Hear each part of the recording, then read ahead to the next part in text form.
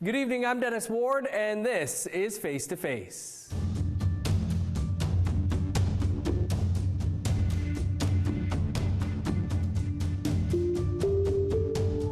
Our guest this week is the first First Nations Premier of a province in Canada, Wab Kinew.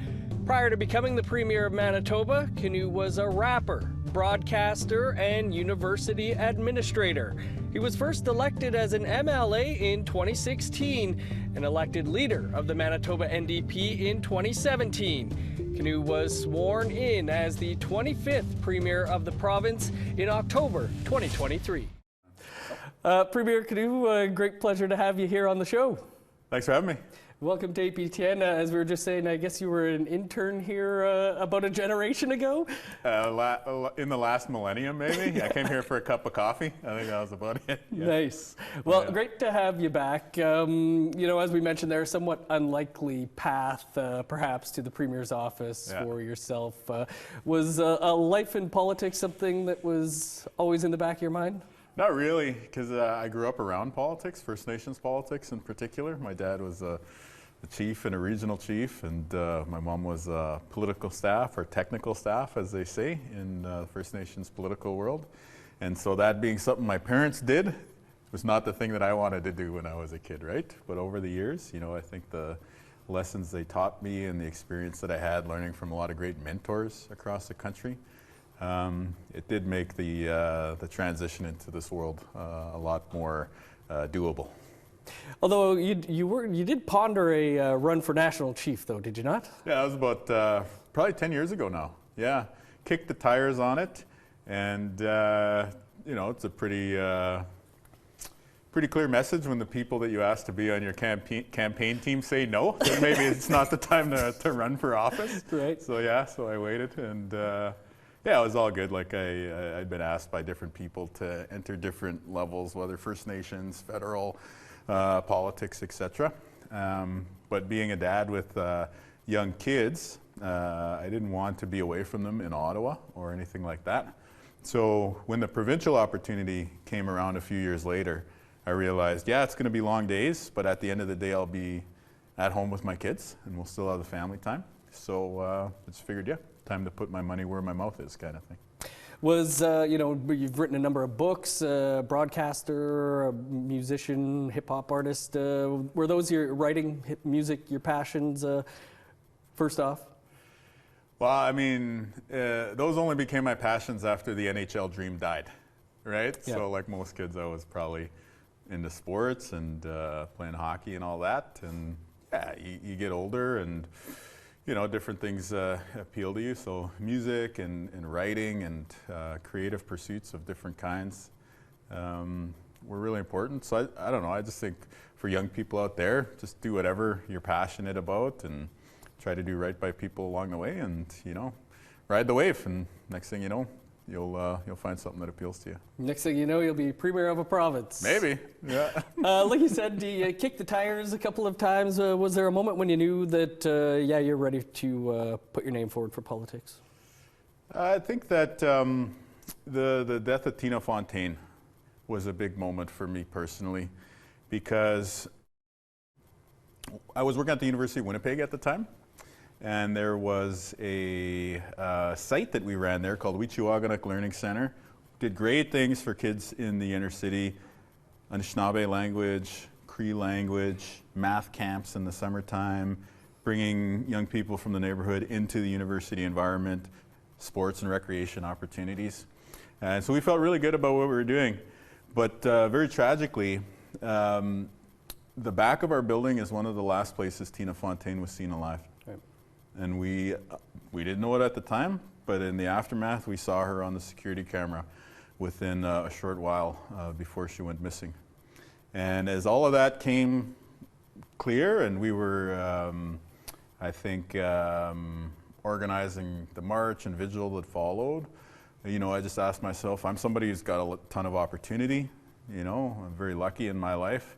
Am I doing everything that I can to prevent something like that from happening? And the answer was no. I could probably do more. And then around the same time, you know, my dad had passed away, cancer, healthcare, a big factor in his final year. And I saw like heroic efforts being made by the palliative care, the cancer care people who are taking care of him. And I thought, these people are doing awesome work. I want to make a difference. You know, my spouse is in medicine and she's a healthcare hero. Am I giving it my all in terms of this other area that I'm super passionate about, which is healthcare? And again, the answer was no, I could be doing more. So it's kind of a few factors converging and coming together. And but I think the fundamental thing is I feel very lucky in my life to have the opportunities that I do. And so I want to be able to contribute in the public sphere to try and make things better for other people in Manitoba and Canada. Nice stuff. You know, despite people initially around you not wanting to help you out, right from the beginning in early 2016, I think it's safe to say you were viewed as a rising star and a future leader of the party. But before you were even elected, things were kind of off to a rocky start. I remember being in the room and remember vividly the so-called stare down with Winnipeg Free Press columnist Gord Sinclair at that press conference. Okay. That was a long day. The Liberal Party's Indigenous caucus was asking for you to not run in the election over past lyrics and tweets. You made apologies that day as well. Mm-hmm. Did you think that you were maybe being held to a different standard as just a candidate running in an election? No, I never feel sorry for myself, and I don't think it's a good idea for politicians to make it about themselves. It's not about us, not about me. It's about the people. It's about the public who deserve to have good public servants working on their behalf, but they also, the public, you the people, deserve to ask tough questions of the people running for office. And so I've had my fair share of ups and downs and moments of being held accountable over the years, but my attitude is to just show up and answer the questions and then try to talk to people about what I want to do to make things better and make things more positive in the future. At that point or any other point, was there ever a point where you thought of just packing it in, saying, you know, I don't need this, I've got a decent job here at the university, I don't need my life under the microscope? My first rule of politics is you can't win if you quit. So that's always been my guiding thought. So never once thought the same for me? No. I mean, like, again, I think we all know what politics is like today with social media and the partisanship, the division that exists in society. And so that comes with the territory. I think that those of us who put our name on a ballot, we know what we're signing up for. The part that I don't like is when people draw others who are not in politics into the fray. And we saw that recently in the election here in Manitoba. And so my thing is let's focus on the issues and let's try and find ways to bring people together instead. Let's try and make it a more positive, unifying experience in the future. Elections can be messy and divisive. Your past was brought up a lot in this previous election as well. Yeah. A candidate ran against you with, I would say, the sole purpose of just being an attack dog on the campaign. But the search for people's loved ones in a landfill did become the focus of ads and billboards. Yeah. Even members of that party thought that was kind of gross, or at the least a bit inappropriate. But what are your reflections, I guess, on this past election that brought you to power? Well, I think the election was an historic moment for Manitoba for a lot of reasons, and I think people feel very positive in the aftermath of how people voted. There's a lot of pride that Manitoba is taking for electing a new government and setting a progressive agenda, and there's a lot of Canadians who look at Manitoba and are proud, and I think that's great. But the thing we got to remember is we weren't elected to make history, we were elected to fix healthcare. And so I was in the emergency room of the St. Boniface Hospital yesterday morning, and it is rough. There is no shortage of challenges that we have to get a handle on here as a government. We got to deliver on the things we were elected to do. When we look back on the campaign, when you're in the campaign, you're in the moment, you're doing your press conference, you're doing your handshaking, you're doing your community events and stuff like that. But in hindsight, once the campaign was over, you know, I think our whole team looks back at it and we think like, yeah, that was a pretty rough campaign. in terms of, like, to speak frankly, like, you're bringing the families of murder victims into an attack ad or a political campaign ad. Like, that's not right. And so regardless of however you feel about the issue, I think we can all agree on that. And so for us, I think, one, we want to maintain that commitment to fixing healthcare and delivering on the other things like, affordability for people in Manitoba that we're elected to do. But also the idea that we can use politics to bring people together. We don't have to agree on everything. We can still work together on some big things like healthcare, like creating jobs for people. And so I think that, we're at around the 100-day mark in office now. 100 days in, I want to keep the focus on bringing Manitobans together to create some opportunity and to create better healthcare. Premier, much more to talk about here. We just have to step aside for a quick break, and then we'll continue the conversation here with Manitoba Premier Wab Kinew on Face to Face. Stick around.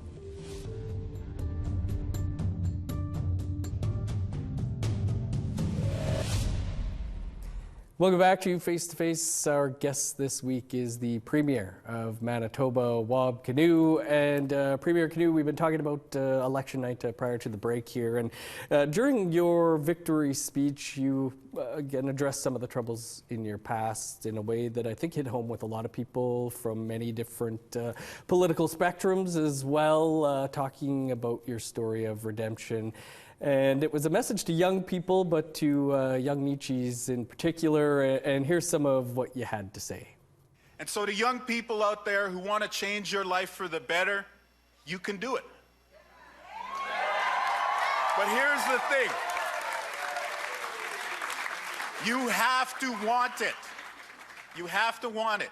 If you want to leave the party lifestyle behind, it has to be you to make the decision. If you want to join the workforce, get a new career, it has to be you to take the first step. And if you're dealing with some kind of illness and you want to find healing, it has to be you to decide to move forward. I can't do that for you. A government can't do that for you. You have to be the person to decide to take the first step. Like I said, a clip that I think resonated with a lot of people. Was that something that you had planned, you intended to say? Oh, yes. Yeah, no, I knew there'd be some folks watching on election night if we won, and so I wanted to give a message that was beyond the typical political, we're the best, they're the worst kind of thing, right? And you could tell we were very sweaty. It was a really hot room, tons of people packed in to see the result. The tie was crooked, but we still managed to, I think, share a message, which on the day was meaningful for me. But I think the most meaningful thing is to have people after the fact talk about that. I've had many non-Indigenous people, many people who come up and say, I didn't vote for you. I'm a conservative, but your message on that night of agency and, people taking control over their own lives is what our province needs. One of the first places I went after the election was to Pimichigamak, to Cross Lake, and we met tons of great people that day, tons of kids at the schools and people at the health center. But I was really moved when a group of teachers, women who'd grown up in Pimichigamak, had the message from the speech printed, and they wanted me to sign it for their students. So to see people from the community who are trying to make a change for the kids in the community say that that's a message that's going to help them do their work, very, very meaningful for me. Yeah, and so it just kind of reassures that, you go out on a limb every time you speak in public a little bit, right? Mm-hmm. So it's reassuring to see that the message shared with the election night result is one that is helping people who are doing really important work at the community level. Yeah, I had a lot of people, I was going to ask you the reaction, because I had a lot of people messaging me as the speech was happening as well, and I think it did hit home with a lot of people. Did you have somebody in mind that you were talking to? Yeah, I think I was talking to a lot of young people that I know, like, whether it's that speech or, my first book, like I say, like, I do those things for people like us, meaning like I'm right there with you, whoever it is out there that's struggling or maybe looking for a positive change, and it might be that struggle is something you brought on yourself. The struggle might be something you never asked for, like an illness, like cancer, like whatever it is. And for those of us in Manitoba and across Canada who know what it's like to struggle, which means everybody basically, just a message of encouragement. Just I got your back, and hopefully I can share some words to help you along the way. You mentioned going to Pimachikamak Cree Nation, but you also shortly after went to Oning First Nation in Northern Ontario, your home nation, a nation that's had a lot of troubles in recent years. But what do you hope, or do you have any hopes of what your election might mean to the young people there? I hope that young people in Oning, SAB, as we call it sometimes back home, just feel like they can do whatever it is in their life that they want to do. You know, when I used to be there as a kid, I never thought about being the Premier of Manitoba. You know, I wanted to play hockey or, you know, play sports or, you know, do these different things that, you know, you think about when you're younger. But I was given lots of opportunity along the way. I was given the chance to get a good education. I got a lot of support from family and community. And I know, like Oning, as with many communities, has its challenges, but there's so many good people.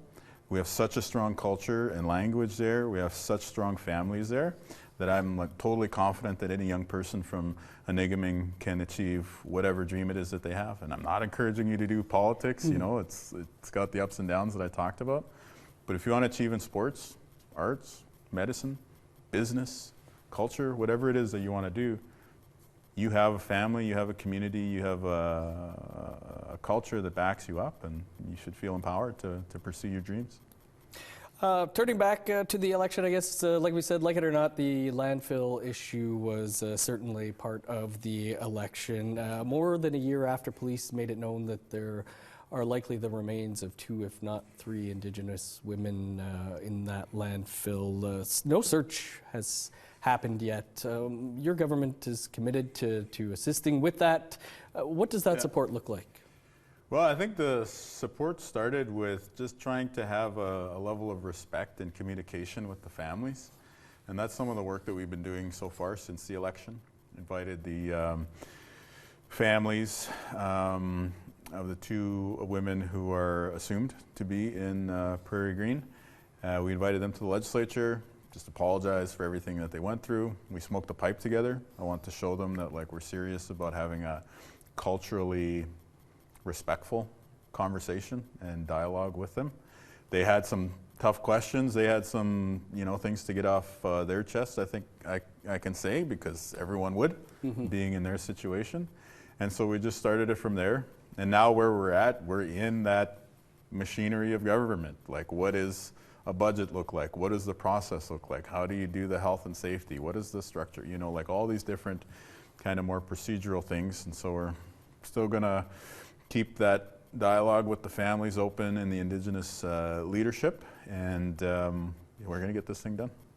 Manitoba has, and Winnipeg, staggering numbers when it comes to murdered and missing Indigenous women and girls, Two-Spirit, gender diverse people. What is this government hoping to do to address that? Well, we're taking the first steps of what we committed to in the election, which is let's prevent this. Let's prevent more women, girls, Two-Spirit people from becoming victims, from going missing.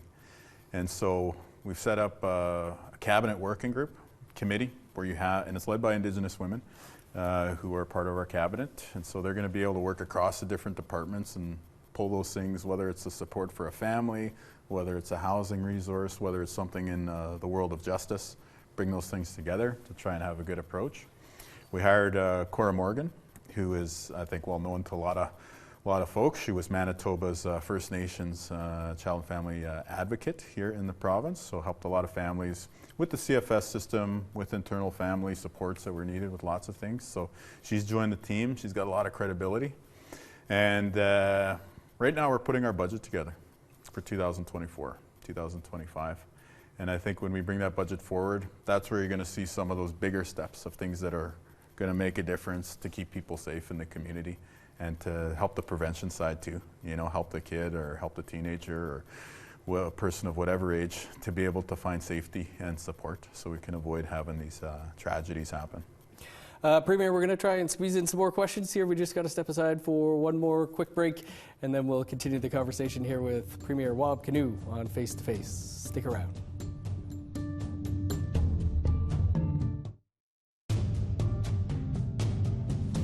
Welcome back to Face to Face. We're lucky this week to be joined by the Premier of Manitoba, Wab Kinew, and Premier Kinew, sorry, talking about yeah, that's good. talking about putting together a budget and what that's all like. 100 days in, have you noticed that there's maybe things about being on the inside of government, the colonial systems that have been around, the bureaucracy of century, that things are maybe going to be a little different than you hoped? I think that it's definitely a learning experience, right? Like you got to figure out how do you want to do something, how do you get it done? That's the basic question of government, I think, right? And so we want to do big things on healthcare, and we want to help people get jobs and all sorts of other important initiatives. And so I think, over the past 100 days, it's been that learning experience. And I don't know if surprise is the right word, but the thing that I wasn't expecting or thinking about is the really positive response that we've gotten from Manitobans. And just to travel the province and to see people with a smile on their face and encouraging and saying like, we want to see good things happen. It's really cool to see. And then it's also a reminder that we got to deliver, right? Like we got to do something good with that positive feeling that people have. Yeah. Well, speaking of the feeling of having to deliver, some of the first actions of your government were making National Day for Truth and Reconciliation stat holiday, something the previous government refused to do, recognizing Louis Riel as the first premier, decades-long fight here. Yeah. But do you feel that there are pretty huge expectations, particularly from Indigenous peoples in this province, on what you're able to do? Yeah, there are. And there are also high expectations from all people, including non-Indigenous people, and I would say rightfully so. Indigenous people have felt excluded or that there's been injustice and are looking for an opportunity to make things right. Non-Indigenous Manitobans, people from all walks of life, have high standards because you deserve to ask for the best from the people that you elect to high office. Like the job that I have is an absolute privilege. I'm very lucky to do the job that I do. And so the idea that people have high expectations is absolutely something that we need to deliver on because that's what the job's about. Well, we wish you all the best trying to deliver on those expectations. Good luck with that, you say? Yeah. Hundreds of other questions, but we are out of time. But Premier, do appreciate you taking the time to come and sit down with us this week. Well, thanks for having me. That is all the time we have for the show this week. You can find any of our past episodes over on our website, aptnnews.ca. This will also be available as a podcast. You can find those wherever you download your podcasts. I'm Dennis Ward. Thanks for being with us on Face to Face this week. We'll see you back here in 7 days.